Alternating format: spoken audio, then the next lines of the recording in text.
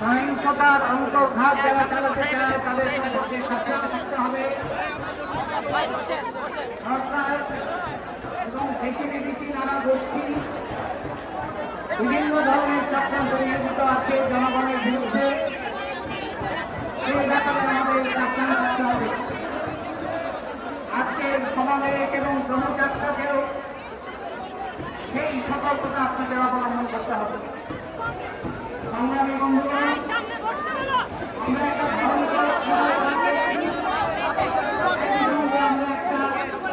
অসাধারণ সৃষ্টিশীল সময় পার করছি। আমরা ভয়ঙ্কর দমনশীল দেখছি, আমরা অসাধারণ প্রতিরোধ দেখছি।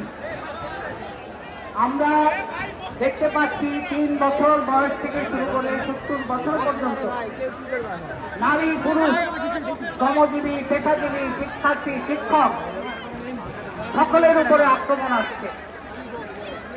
ভূমি থেকে আক্রমণ আসছে, আকাশ থেকে আক্রমণ আসছে। গুলিবিদ্ধ হয়ে 2 শতাধিক, প্রায় 300-র কাছাকাছি এখন রক্ষণশীল হিসাবে নিহত হয়েছেন মাত্র কয়দিনে সরকারি বাহিনী, রাষ্ট্রীয় বাহিনীর গুলিতে।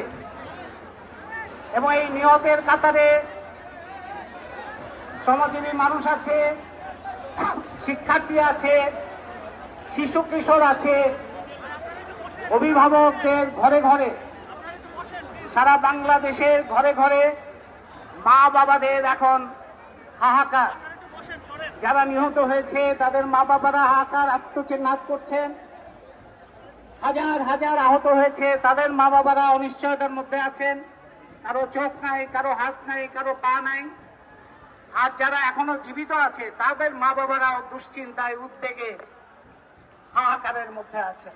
সারা বাংলাদেশে যারা এখনো জীবিত তারা অসুস্থ হওয়ার মতো অবস্থায় পড়েছেন এই অত্যাচার নির্যাতনের মধ্যে। বাংলাদেশে এই রকম রাষ্ট্রীয় হত্যাযজ্ঞ আমরা অনেক গণ আন্দোলন দেখেছি। স্বৈরতন্ত্রের বিরুদ্ধে লড়াই আমাদের বহুদিন ধরে করতে হচ্ছে। গণতন্ত্রের লড়াই এখনো শেষ হয় নাই। গণঅভ্যুত্থান আমরা অনেক দেখেছি, কিন্তু মাত্র কয়দিনে এত প্রাণহানি বাংলাদেশ আর কখনো দেখে নাই, এত রক্তপাত আর কখনো দেখে